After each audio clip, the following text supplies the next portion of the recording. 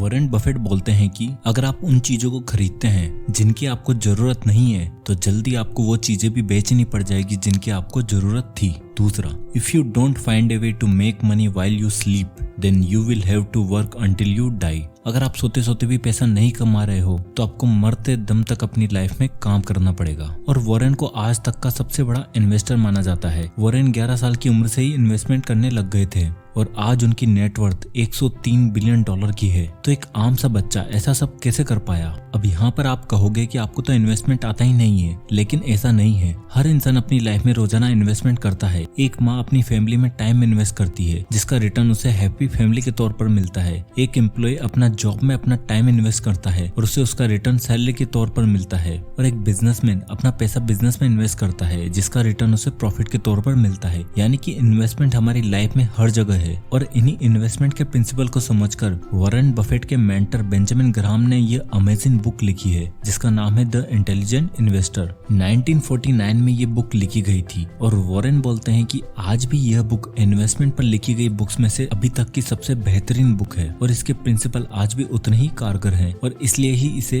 Investment की दुनिया की बाइबल कहा जाता है। तो जानते हैं कि आखिर इस बुक में ऐसा है क्या? तो आज मैं आपको इस बुक से 7 ऐसे लेसन्स बताने वाला हूँ जिससे आपको इन्वेस्टमेंट से रिलेटेड बहुत सारे सवालों के आंसर मिलने वाले हैं। तो दोस्तों इस वीडियो को एंड तक जरूर देखिएगा। Lesson number 1, investor versus speculator. Investment की दुनिया में 2 तरह के लोग होते हैं, एक इन्वेस्टर और दूसरे स्पेक्यूलेटर। जिन्हें आमतौर पर हम इन्वेस्टर समझते हैं वह असल में स्पेक्यूलेटर होते हैं, क्योंकि जब भी कोई स्टॉक खरीदता है तो हम उसे इन्वेस्टर का दर्जा दे देते हैं, अब चाहे मार्केट में उसने कोई रिसर्च करी हो या फिर नहीं। स्पेक्यूलेटर वो लोग होते हैं जो मार्केट ट्रेंड को देखकर स्टॉक खरीदते हैं, यानी कि वो मार्केट में अपना लक आजमाते हैं। और ये गैम्बलिंग से कम नहीं है, क्योंकि स्पेक्यूलेटर अपना लक आजमाने के लिए पैसा लगाते हैं और अगर मार्केट ऊपर जा रहा होता है तो वो अपनी औकात से ज्यादा मार्केट में पैसा लगा देते हैं, जिससे उन्हें काफी लॉस भी हो सकता है। जबकि दूसरी तरफ इन्वेस्टर वो होते हैं जिनमें ये 3 क्वालिटीज होती हैं। पहली, इन्वेस्टर हमेशा एनालिसिस के बेस पर ही पैसा लगाते हैं। उन्हें मार्केट में क्या ट्रेंड चल रहा है उससे उन्हें कोई फर्क ही नहीं पड़ता है। वो पैसा लगाने से पहले उस कंपनी की पूरी तरह से एनालिसिस कर लेते हैं और उसके बाद ही अपना डिसीजन लेते हैं। दूसरा, इन्वेस्टर वह है जो उन्होंने अपना प्रिंसिपल अमाउंट लगाया है उसकी सेफ्टी करें।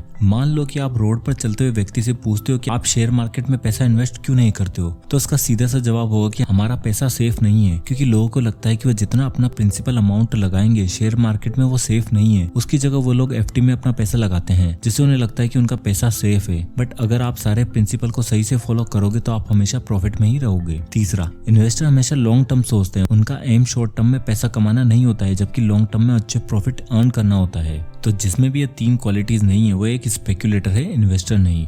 और ग्राहम बोलते हैं कि अगर आपको स्पेक्यूलेशन करना ही है तो अपने टोटल पोर्टफोलियो से केवल 10% ही आप स्पेक्यूलेशन में लगाएं, उससे ज्यादा बिल्कुल भी नहीं। Lesson number 2, defensive versus aggressive versus enterprising investor. 3 तरह के लोग मार्केट में पैसा इन्वेस्ट करते हैं। पहले होते हैं डिफेंसिव इन्वेस्टर।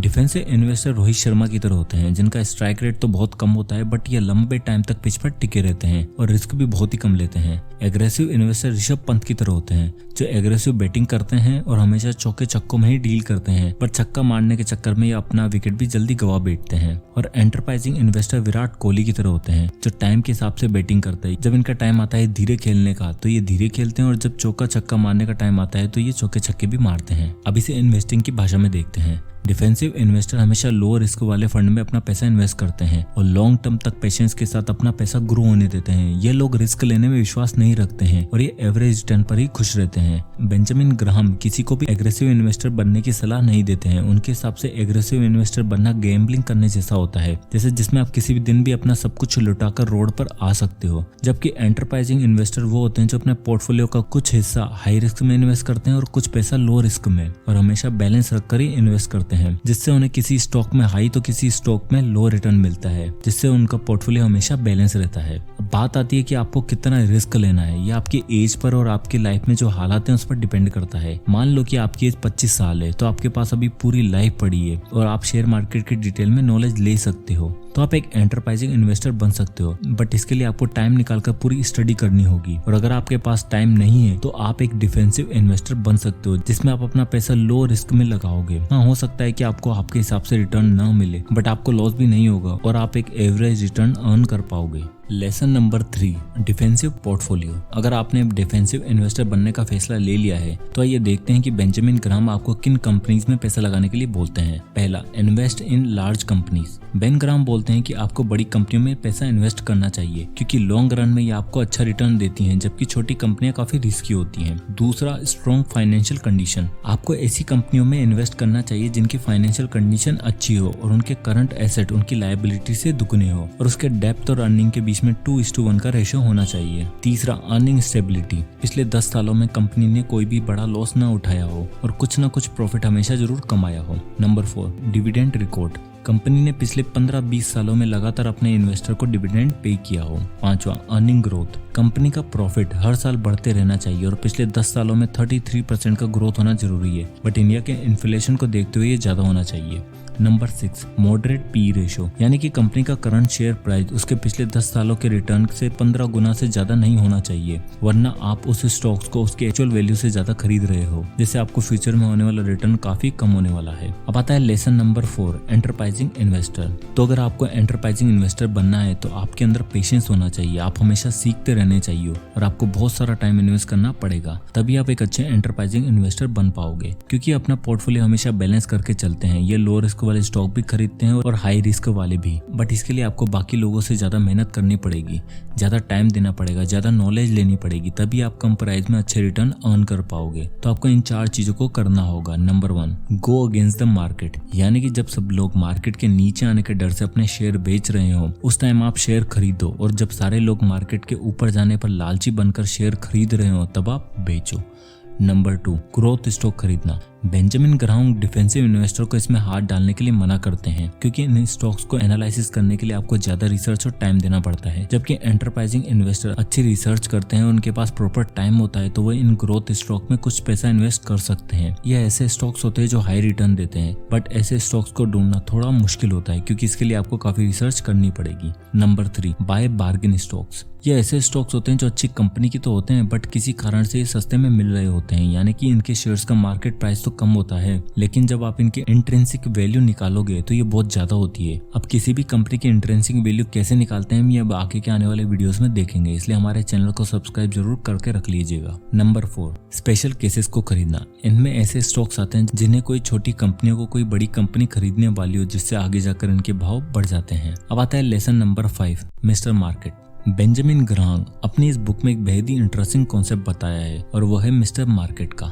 मिस्टर मार्केट एक बहुत ही मूडी इंसान है जो रोज सुबह अपने मूड के हिसाब से आपको प्राइस बताता है। मान लो कि आप 4 दोस्त एक बिजनेस में पैसा इन्वेस्ट करते हो और हर व्यक्ति 1-1 लाख रुपए बिजनेस में पैसा इन्वेस्ट करता है, तो आप टोटल 4 लाख रुपए उस बिजनेस में पैसा इन्वेस्ट करते हो। अब उसमें से आपका एक दोस्त बिजनेस छोड़कर चला जाता है, तो अब मिस्टर मार्केट आपके पास आता है और वो आपको रोजाना बिजनेस की अलग अलग प्राइस बताता है। किसी दिन वो आपको उस बिजनेस से आपके शेयर को बेचने को बोलता है, तो किसी दिन आपको बोलता है कि आप उस बिजनेस का एक बड़ा हिस्सा खरीद लो, बट वह ये सब अपने मूड के हिसाब से करता है। तो जिस दिन उसका मूड अच्छा होता है वो आपको 1 लाख रुपए के बिजनेस को 10 लाख रुपए बताता है, तो उस वक्त आपको उस बिजनेस से आपका हिस्सा बेच देना है। और जब उसका मूड खराब होता है तो वो उस बिजनेस का 50,000 रुपए प्राइस बताता है, तो उस दिन आपको वो खरीद लेना है। तो दोस्तों यह बुक 1949 में लिखी गई थी और उस वक्त केवल सुबह सुबह ही मार्केट का प्राइस अखबार में आता था, बट आज के टाइम पर हर सेकंड मार्केट का प्राइस बदलता रहता है। तो बेंजामिन ग्राहम बोलते हैं कि मिस्टर मार्केट ज्यादातर लॉजिकल नहीं होता है, वो बस इमोशन के बेस पर प्राइस बताता है और कभी कभी शेयर की वैल्यू से ज्यादा प्राइस कोट करता है, तो उस वक्त हमें शेयर नहीं खरीदने हैं। बट लोग इसका उल्टा करते हैं, जिस दिन मार्केट का मूड अच्छा होता है तो वो 100 रुपए के शेयर को 1000 में बेचता है, तो लोग उससे ज्यादा खरीदते हैं और वो सोचते हैं कि उनका 1000 रुपए का शेयर 5000 का हो जाएगा। और जिस दिन मार्केट का मूड खराब होता है तो डर के कारण लोग उस शेयर को बेचना स्टार्ट कर देते हैं, जिससे उन्हें काफी नुकसान भी होता है। तो दोस्तों हमें शेयर तभी खरीदने हैं एक्चुअल प्राइस से कम में बिक रहे हो, कभी भी मार्केट के मूड पर डिपेंड होकर पैसा इन्वेस्ट नहीं करना है। Lesson number 6, margin of safety. दोस्तों मान लो कि आपको बाजार से 100 रुपए का सामान लाना है, तो क्या आप घर से 100 रुपए लेकर ही निकलोगे क्या? वैसे ज्यादातर लोग तो 100 रुपए लेकर ही निकलेंगे, बट आपको हमेशा मार्जिन ऑफ सेफ्टी का ध्यान रखना है। मान लो कि एक लिफ्ट 5 लोगों का वेट कैरी कर सकती है, तो क्या लिफ्ट बनाने वाला लिफ्ट को वैसे ही बनाएगा कि वो केवल 5 लोगों का ही वेट कैरी कर सके? नहीं, वो मार्जिन ऑफ सेफ्टी का ध्यान में रखकर ऐसी लिफ्ट बनाएगा कि वो एटलीस्ट 7-8 लोगों का लोड तो ले सके, नहीं तो हादसा होने के चांसेस काफी बढ़ जाएंगे। उसी तरह ग्राम बोलते हैं हमें इन्वेस्टमेंट के टाइम पर मार्जिन ऑफ सेफ्टी का ध्यान रखना है। ग्राम बोलते हैं कि मार्केट में कभी भी शेयर की प्राइस और वैल्यू सेम नहीं होती है। जब हम कोई शेयर खरीदते हैं तो वो उसकी प्राइस होती है, ना कि उसकी एक्चुअल वैल्यू। अगर कोई शेयर मार्केट में 100 रुपए का मिल रहा है तो हमें मार्जिन ऑफ सेफ्टी का ध्यान में रखते हुए उसे 66 रुपए से ज्यादा में नहीं खरीदना है, क्योंकि अगर आप उसकी एक्चुअल वैल्यू से कम में नहीं खरीदोगे तो वो आपको कभी प्रॉफिट नहीं देने वाला है। और हमें मार्केट प्राइस को उसकी एक्चुअल वैल्यू कंसिडर नहीं करनी चाहिए। Lesson number 7, market and inflation. अब दोस्तों यहाँ पर ज्यादातर लोगों को लग रहा होगा कि यार कौन इतनी स्टडी करे, कौन इतना दिमाग लाकर मगजमारी करे, क्यों ना हम सीधा सा पैसा एफडी में ही लगा दें। कम से कम हमें अपना प्रिंसिपल अमाउंट तो सेफ रहेगा और कोई रिस्क भी नहीं रहेगी। और यहाँ पर लोग इन्फ्लेशन को इग्नोर कर देते हैं, उस पर वो ध्यान ही नहीं देते हैं। खासकर इंडिया में इन्फ्लेशन का बहुत ही बड़ा रोल होता है। जो चीज आज से कुछ साल पहले 10 रुपए की मिलती थी वह आज 50 रुपए की मिलती है। और पेट्रोल के भाव तो आप सबको पता ही है। तो इंडिया में इन्फ्लेशन का रेट 7 से 8% का रहता है और एफडी पर इंटरेस्ट रेट अब केवल 5 से 6% ही रह गया है। मतलब कि आपका पैसा हर साल कम होते जा रहा है और आपको पता भी नहीं चल रहा है। अब चाहे आप एफडी में ही क्यों ना इन्वेस्ट करें, अगर आपके पास आज 100 रुपए हैं और आप उसे संभाल कर रख देंगे तो हम सोचते हैं कि 3 साल बाद भी 100 रुपए ही रहेंगे, जबकि 3 साल बाद उनकी कीमत कम हो जाएगी, क्योंकि महंगाई इतनी बढ़ती जा रही है। और बट लोगों को ये दिखता नहीं है, इसलिए लोग इस पर ध्यान ही नहीं देते हैं। आप एक्चुअल में पैसे को तभी बढ़ा सकते हैं जब आपका रिटर्न आपके इन्फ्लेशन को बीट कर सके, नहीं तो हर साल आपकी वेल्थ बढ़ने की जगह घटती जा रही है। तो दोस्तों ये थे 7 प्रिंसिपल द इंटेलिजेंट इन्वेस्टर इस बुक से। तो चलिए अब इस पूरे वीडियो को समराइज कर देते हैं। सबसे पहला प्रिंसिपल आता है इन्वेस्टर वर्सेस स्पेक्युलेटर। बेंजामिन ग्राम बोलते हैं कि इन्वेस्टर और स्पेक्युलेटर में सबसे मेन डिफरेंस ये है कि जो लोग स्पेक्युलेटर होते हैं वो मार्केट ट्रेंड को देखकर पैसा इन्वेस्ट करते हैं और अपना लक आजमाते हैं, जो कि काफी रिस्की है और आप अपना पैसा खो भी सकते हो। जबकि जो लोग इन्वेस्टर होते हैं वो अपना पैसा मार्केट ट्रेंड या इमोशन के बेस पर नहीं, जबकि कंपनी की अच्छी तरह से एनालिसिस करके ही पैसा लगाते हैं। और ये लोग अपने प्रिंसिपल अमाउंट की पूरी तरह से सेफ्टी रखते हैं और लॉन्ग टर्म इन्वेस्टिंग में विश्वास रखते हैं। इन्हें पता है जो लोग रातों रात अमीर बनने का सोचते हैं वो लोग आसमान से जल्दी नीचे जमीन पर आकर गिर जाते हैं। सेकंड प्रिंसिपल में हमने 3 तरह के इन्वेस्टर के बारे में देखा था, डिफेंसिव, अग्रेसिव और एंटरप्राइजिंग इन्वेस्टर।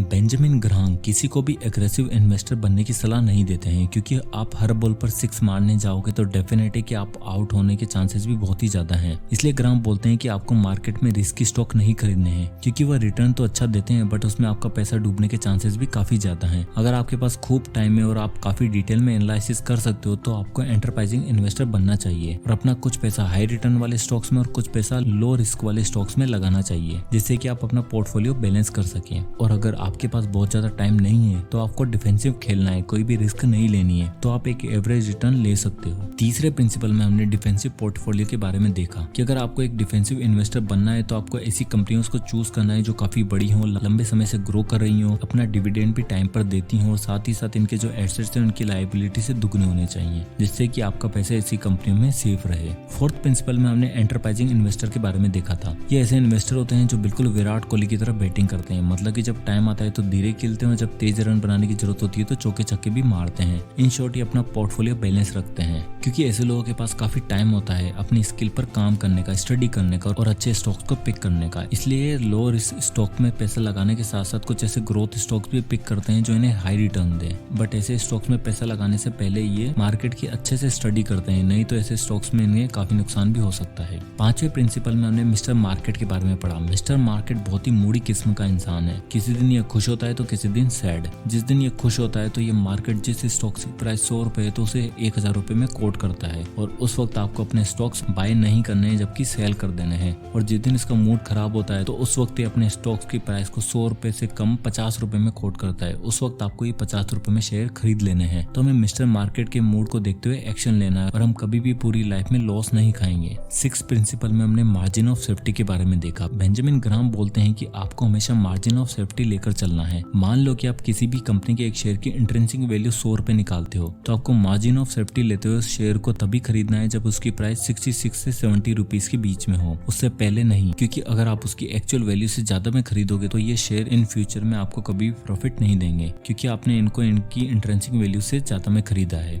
इसलिए आपको हमेशा मार्जिन ऑफ सेफ्टी का ध्यान होना चाहिए। 7th प्रिंसिपल में हमने देखा कि इंडिया में इन्फ्लेशन का काफी रोल है, क्योंकि हमारे यहाँ पास 7 से 8% इन्फ्लेशन रेट होता है। तो अगर आपके पास आज 100 रुपए है और आप उसे अलमारी में छुपा कर रख दोगे तो अगले साल उनकी कीमत 93 से 94 के बीच में रह जाएगी इन्फ्लेशन के कारण ही। इसलिए अगर आपका इन्वेस्टमेंट आपको हर साल आपके इन्फ्लेशन रेट से ज्यादा प्रॉफिट नहीं दे रहा है तो इसका मतलब है कि आपका पैसा धीरे धीरे कम होते जा रहा है और लॉन्ग टर्म में आपकी वेल्थ कम होती जा रही है। तो दोस्तों ये थे 7 प्रिंसिपल इस अमेजिंग बुक से, और इसे पढ़कर ही वॉरेन ने इतने बिलियन डॉलर कमाए हैं। तो आप भी अपनी लाइफ में इस बुक में बताए हुए प्रिंसिपल को जरूर फॉलो करिएगा, तभी आप एक सक्सेसफुल इन्वेस्टर बन पाओगे। एंड आई होप कि ये वीडियो आपको पसंद आया होगा, तो इस वीडियो को शेयर करना ना भूले ताकि बाकी लोगों को भी इन्वेस्टिंग के बारे में पता चल सके। और दोस्तों ये हमारा नया चैनल है तो इसे सब्सक्राइब करके जरूर सपोर्ट करिएगा। तो मिलते हैं नेक्स्ट वीडियो में, तब तक के लिए जय हिंद।